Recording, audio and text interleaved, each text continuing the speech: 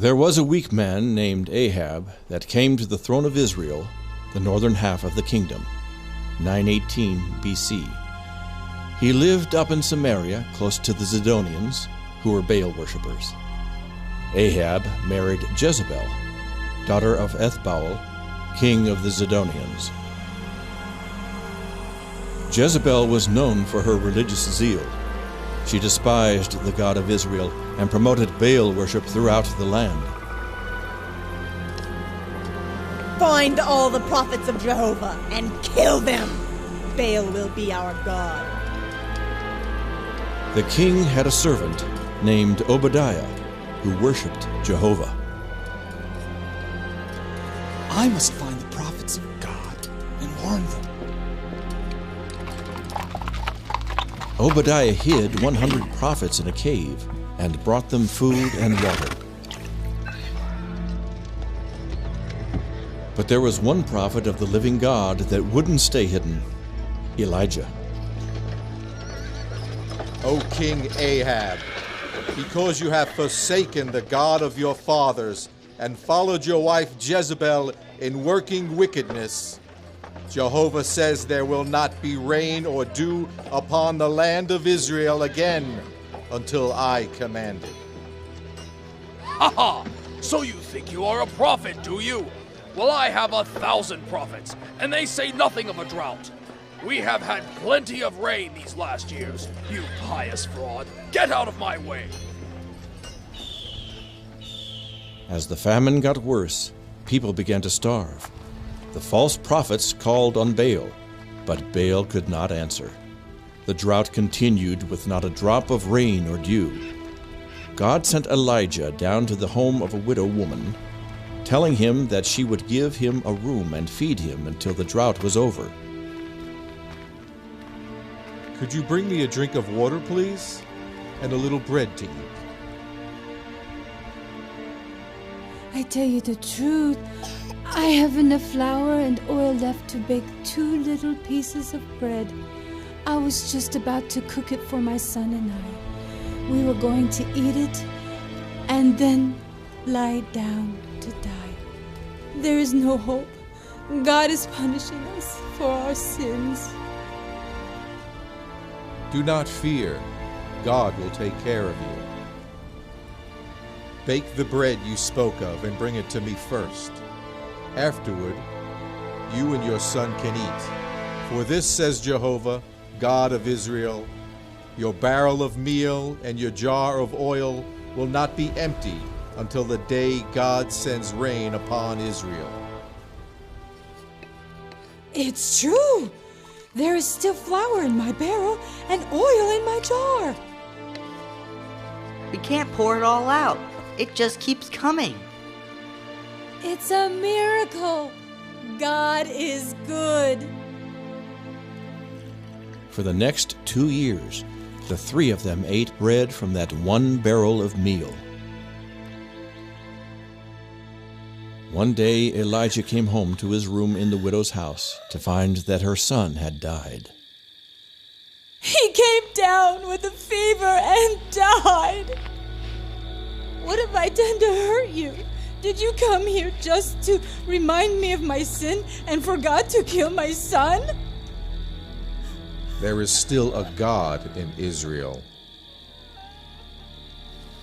O Jehovah, let the soul of this child come back into his body. God heard the prayer of Elijah and sent the boy's soul back to re-enter the dead body. Thank you, Lord God of Abraham, Isaac, and Jacob. You alone are God. My son! I told you there was a God in Israel. The famine continued for 3 years. The people were starving, but they continued to worship the false god Baal. Why doesn't Baal hear us and send rain? Maybe Baal is just a dumb idol. He doesn't have any ears. Jezebel and Ahab blamed Elijah for the famine. They sent soldiers throughout all the land and even into neighboring countries to find Elijah. Their orders were to kill him on sight. Send us Elijah. If you are hiding him, you will be killed. Ahab, are you looking for me? Are you the one that has been troubling Israel with this famine? You are the one that is troubling Israel with your idols. Let us have a contest between Jehovah and Baal. Bring your 850 prophets and meet me at Mount Carmel. A contest, you say? Sounds interesting. We'll see you there. Several days later on Mount Carmel. How long are you going to stand between two opinions? There is only one God. If Jehovah is God, then worship him only. If Baal is God, then worship him. Make up your minds. I challenge you, prophets of Baal, to a contest. Then we will find out who is the true God. Yes, a contest between the gods. What shall we do? You build an altar to Baal, and I will build one to Jehovah. We will put wood on our altars, and we will lay the sacrifice on the wood, but we will put no fire under it. You will pray to your Baal, and I will pray to Jehovah. The God that answers by sending fire on the sacrifice will be the true God, and we will all worship him only. Since you have me outnumbered, you can go first. O Baal, hear us this day. We dedicate this sacrifice to your great name. O Baal, the great and mighty! Oh, Queen of Heaven, come and help Baal this day! If Baal is a god, then he is not paying attention to you. Maybe he is talking, or just can't hear you. Or perhaps he is on a journey, or sleeping. That's it, he is asleep. And you need to shout louder so you can wake him. You dirty... You can't do any better. Let's not give up, men. Perhaps if we cut ourselves, Baal will be pleased. The prophets of Baal became desperate and began to throw themselves on the ground, cutting their flesh and screaming so Baal would hear them. I offer you my blood, O Baal. Hear us. Send fire. Vindicate yourself. Look at you. For 9 hours you have been calling on a God that does not answer. If he was a god, surely he would take this opportunity to prove it. Now it is my turn. Come near and watch closely what I do. O Baal, why do you not answer? Why is he digging such a deep pit? He is just stalling, hoping it gets dark. When are you going to start praying? This is not a digging contest. Go and get 4 barrels of water and pour it on the sacrifice and the wood. Water? It won't burn if you wet it down. This prophet is crazy. He will never live to see the sun go down. It is not wet enough. Pour 4 more barrels of water on it. Has he lost his mind? Why does the king put up with it? Is anything too hard for the living God? Pour 4 more barrels of water, and you will know there is a God in Israel, and his name is not Baal. Ahab will have his head for this. Stand back. Father, move on back. Jehovah, God of Abraham, Isaac, and Israel, let it be known this day that you are the only true God, that I am your servant, and that you have turned their hearts back to yourself.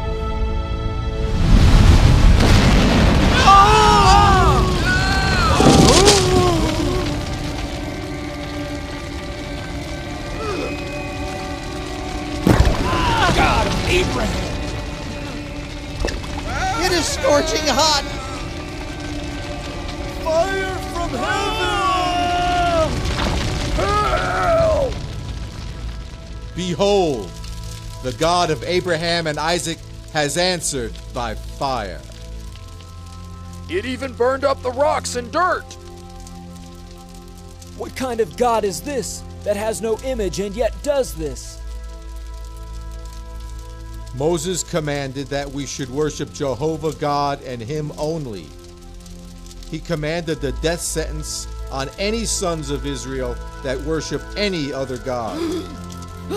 No! Have mercy! Kill them, all 850. But we didn't know. Put them to the sword now. The prophets of Baal were all killed. O king, you will need to eat and drink and then make haste for home. I hear the sound of an abundance of rain. 3.5 years earlier, Elijah had told Ahab that it would not rain in Israel again until Elijah so commanded.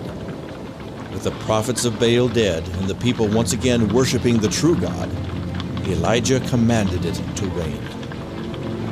A big rain would swell the rivers and prevent them from returning home, so they had to make haste or risk being cut off by the floods. Elijah, empowered by God, ran in front of the horses for the 20-mile trip back to the king's palace. Well, I suppose you killed that Elijah. I see that Baal is sending us rain. No, dear. Elijah is just outside. He ran ahead of my chariot, all the way from Mount Carmel. That is ridiculous. No one could run that far ahead of a chariot. Where are the priests of Baal? We must celebrate the coming of rain. I had them all killed. They were liars and deceivers. You what? You idiot! You should have killed Elijah! But his God answered by fire. It was a miracle. Our priests were powerless. The people all turned to Jehovah. But honey, what else could I do? I feared the people. You killed my priests! You fool! No miracle will protect Elijah from the wrath of Baal. If I do not kill Elijah for this, let the gods do the same to me and more. I must get away. Elijah forgot to trust God and fled for his life. O God, I have had all I can stand. Let me die now before Jezebel finds me. I am ashamed of myself. I have failed to trust you. I am no better than my sinful fathers. Just let me die. Elijah fled for 40 days deep into the wilderness to hide in a cave. He came to Mount Sinai, the same mountain on which Moses received the 10 Commandments. There, God spoke to him. Elijah, what are you doing here? Everyone has forsaken your law except me. All of your prophets have been killed. I am the only one left that worships you, and they seek my life. Go and stand on the mountain before the Lord. As Elijah stood before the Lord, there came a strong wind, but God was not in the wind. Then there came an earthquake, but God was not in the earthquake. Finally, there was a fire from heaven, but God was not in the fire. God was trying to show Elijah that he was far more terrible than Jezebel. Then, when the wind, earthquake, and fire had ceased, Elijah heard God speaking in a still, small voice. He asked Elijah the same question he had asked before. Elijah, what are you doing here? Elijah hadn't learned anything. He was still feeling sorry for himself, so he answered just as before. Everyone has forsaken your law except me. All of your prophets have been killed. I am the only one left that worships you, and they seek my life. All right, if you would have it this way, go and anoint Elisha to take your place as my prophet. And though you don't know it, there are 7,000 in Israel who have not bowed down to the statues of Baal and have not kissed his feet. Now go your way. All the family of Ahab shall die.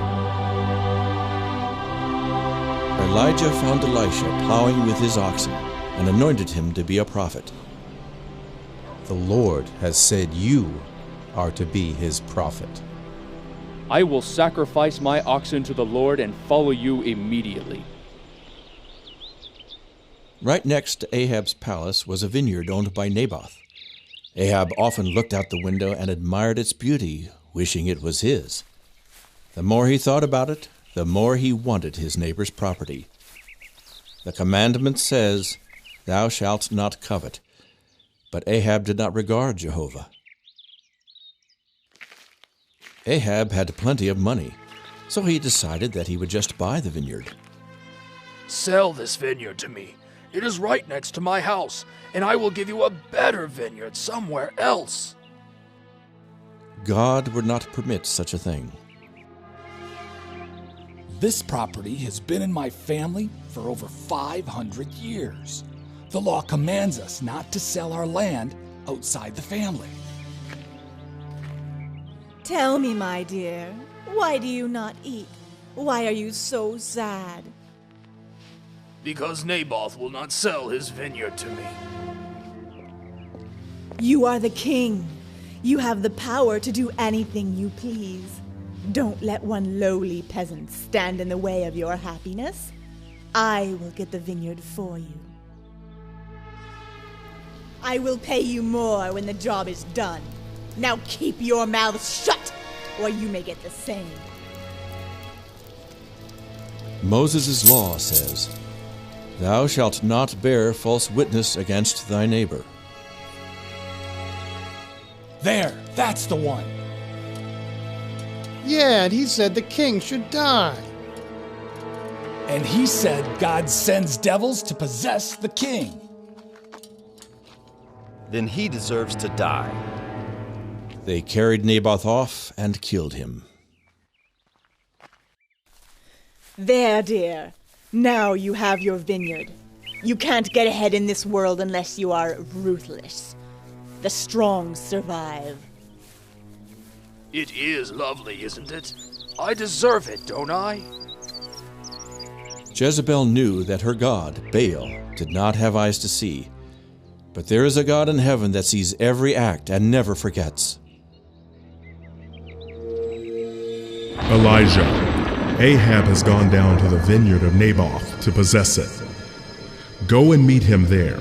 Deliver my word unto him. Ahab, God told me to tell you that you have killed an innocent man and taken his property. For this and your other sins, in the very place where the dogs licked the blood of Naboth, they shall lick your own blood. Has my enemy found me here? You cannot hide from God. Because you traded your soul for possessions, God will bring evil upon all your family. All your children and relatives will die, even the little ones. You have provoked God to anger. The dogs shall eat Jezebel by the wall of your house. When a member of your family dies in the city, the dogs will eat his flesh. If they die in the field, the buzzards will eat them. None will be buried with honor. This is the word of the Lord. It shall come to pass. Please, I will start sacrificing to Jehovah. All that Elijah has said has come to pass. Ahab now sacrificed to Jehovah, but he did not follow him with a pure heart. Much later, the false prophets advised King Ahab on a military issue. Go up and fight at Ramoth Gilead, and God will give you a great victory. And all the prophets agree on this? King Ahab, Jehovah has spoken to me. You will go up to Ramoth Gilead, and there you will be killed in battle. Don't pay any attention to Micaiah. He is not the only prophet of Jehovah. There are 400 of his prophets who say that there will be great riches and success at Ramoth Gilead. I hate Micaiah. He is so negative in everything he says. King Ahab, you have worked evil in the sight of God. You consult false prophets who take money for their services. They preach lies. I saw God sitting on the throne, and all the angels of heaven were standing before him. He asked, "Since Elijah told Ahab he was going to die, he has been very careful not to get in harm's way. He must be persuaded to go into battle. Who can persuade Ahab to go to battle at Ramoth Gilead, where he will be killed?" And one said one thing, and another offered another suggestion. After discussing it, one of the angels stepped forward and said, I have an idea that will work. I will go down and be a lying spirit in the mouth of all his false prophets. I will tell them that Ahab should go into battle. That is a great idea. They will prophesy that he is going to be victorious, but when he gets into battle, I will have him killed. Go then. You think the Spirit of Jehovah left me and spoke to you? You will know who has the Spirit of Jehovah in the day when you go into an inner room to hide for fear of your life. What is this? Another prophecy? Nah! Put this fellow in prison and feed him just enough to keep him alive until I come back from the battle. Then we will kill him. If you return from the battle alive, then I am a false prophet and would deserve to die. That was a good idea, disguising yourself as an ordinary soldier. They will never know you are the king, and our men are doing well. I can't wait to see that prophet's face when you come back alive. Yeah, and this armor will protect me against any arrows. The soldier shot an arrow high in the air, not aiming at anyone in particular, just hoping to hit one of his enemies.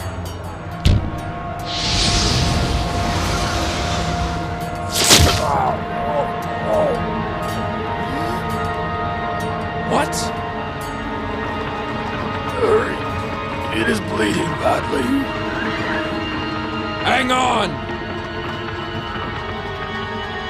I'm afraid he is dead. The arrow found the one spot that was not protected by armor. I guess it was just his time to die. Oh God! No! Put his body in Naboth's vineyard until we have time to deal with it properly.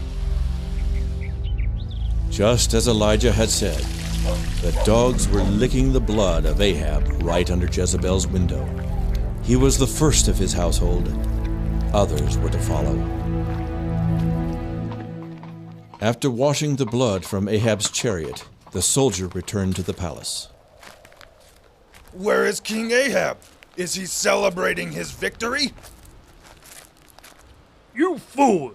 You are not a prophet of God. You are a liar. Ahab is dead just as Micaiah, the prophet of Jehovah, declared. But it can't be. All the devout men agreed Ahab would be victorious. Not all. Not Micaiah, whom you slapped and put in prison. When the people hear of this, they will have your head. You are free to go. Ahab is dead. Yes, I know. And no doubt the dogs have licked his blood as God said. Jezebel will be next, and all that are related to Ahab. God has spoken. I must hide. Oh no. Micah said I would know who had the Spirit of God on the day I hid in a small room inside of a room.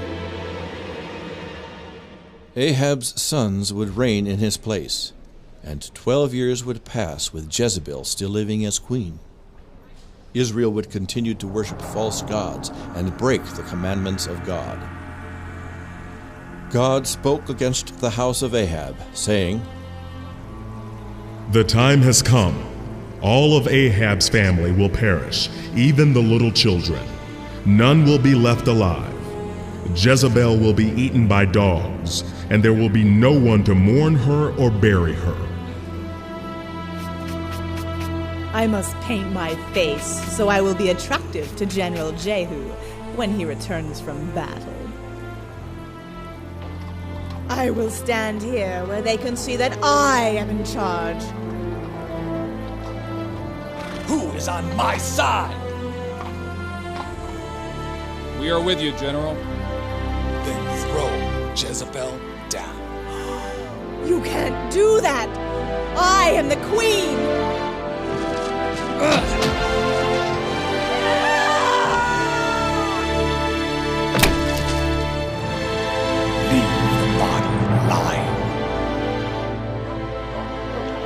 Dogs ate Jezebel and licked up her blood on the very spot where they licked her husband's blood, just as the prophet of God had said. But the dogs would not eat the dirty hands that had done so much wickedness. Just as the prophets had said, the rest of Ahab's children were all killed by the people of the city, until there was none left of his family. Those who died in the fields were eaten by the buzzards, and those that died in the city were eaten by the dogs. Nothing was left to bury. Truly, the wages of sin is death.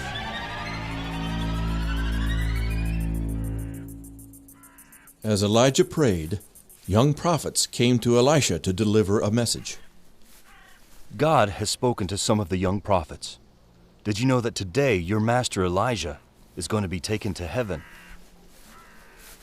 Yes, God told me also, but be quiet. Do not say any more. Elisha, you stay here.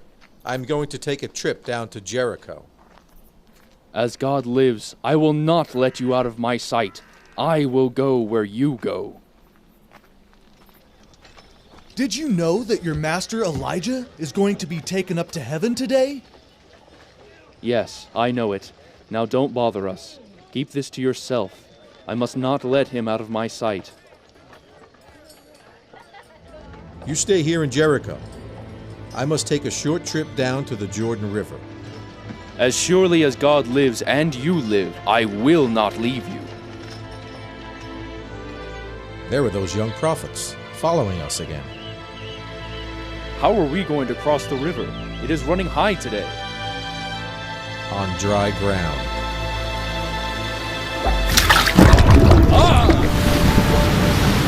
Did you see that? The water stood up so they can pass. Yeah, just like with Moses. I wouldn't have missed this for anything. I wish the prophets of Baal could have seen this. What is it you would have me do for you before I depart? Give me a double portion of the Spirit of God that rests upon you. You have asked the hard thing, but it shall be done if you see me when I am taken up into heaven. A chariot of God. And a whirlwind. The chariot of fire separated Elijah from Elisha. Elijah was taken up to heaven in the whirlwind. Then all was quiet. Elijah was now in God's presence. All that is left is his mantle. It is what he used to part the waters. Where is the God of Elijah? The spirit of Elijah is upon Elisha. Man, this is some kind of day. Elisha went on to perform twice as many miracles as did Elijah. He was faithful to God, but the people would not completely turn from their idolatry. Where did Elijah go? We must go look for him. There's no use. He has gone to heaven.